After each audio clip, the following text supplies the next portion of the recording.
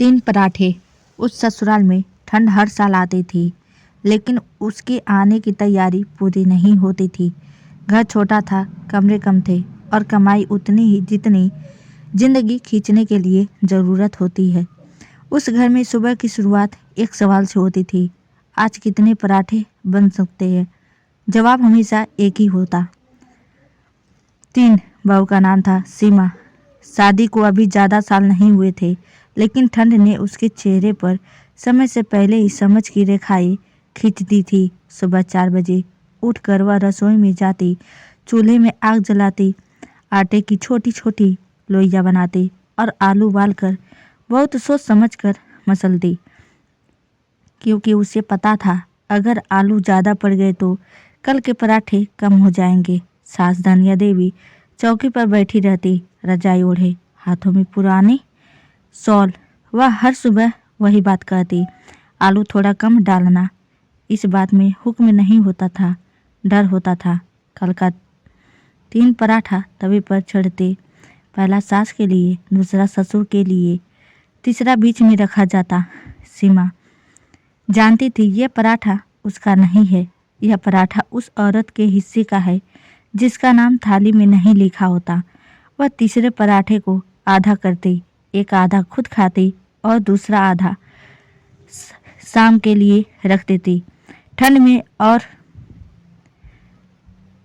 का पेट बाद में भरता है।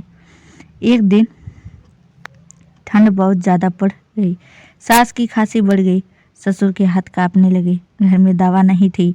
सीमा ने अपने हिस्से का आधा पराठा पूरी तरह सास की थाली में रख दिया। धनिया देवी ने देखा, कुछ नहीं बोली, पर जब सीमा उठने लगी तो उन्होंने अपने पराठे का आधा उसकी थाली में रख दिया। धीरे से कहा, ठंड सबको बराबर लगती है बेटी। उस दिन सीमा की आंखें भर आई। उस घर में पहली बार था जब पराठा बराबरी से बटा था।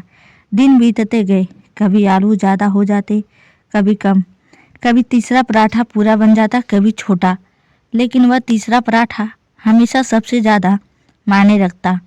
एक दिन आलू पूरी तरह खत्म हो गए। सीमा ने आटा गूंथा, लेकिन भरावन नहीं थी। सादी रोटी बनी, 3 रोटियां। वह तीसरी रोटी भी आधी करने लगी, तभी धनिया देवी बोली, आज मत काटना। सीमा चौकी।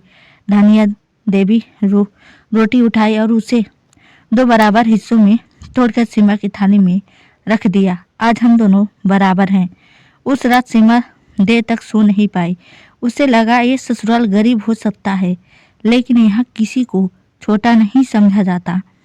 समय बदला, घर की हालात थोड़ी सुधरी, दूध आने लगा, सब्जी भी, लेकिन एक बात नहीं बदली। सुबह जब सीमा पूछती, आज क्या बनाऊं? धनिया देवी कहती, 3 पराठे। अब आलू ज़्यादा थे, पराठे मोटे थे, लेकिन फिर भी तीसरा पराठा अभी बीच में रखा जाता, आधा आधा। एक दिन सीमा की बेटी ने पूछा, दादी हम 4 हैं तो यहाँ 4 पराठे क्यों नहीं? धनिया देवी मुस्कुराई, सीमा की ओर देखा, क्योंकि बेटी ये तीसरा पराठा हमारे घर की याद है। जब हम कम थे में भी साथ थे। सीमा समझ गई, 3 पराठे इस घर की गरीबी की निशानी नहीं, ये बल्कि उस बराबरी की जो हर घर में नहीं होती। आज भी जब ठंड आती है, सीमा तवे पर 3 पराठे जरूर डालती है, एक बीते समय के लिए, एक आज के लिए और तीसरा उस औरत के लिए जो चुपचाप सबको जोड़ कर रखती है।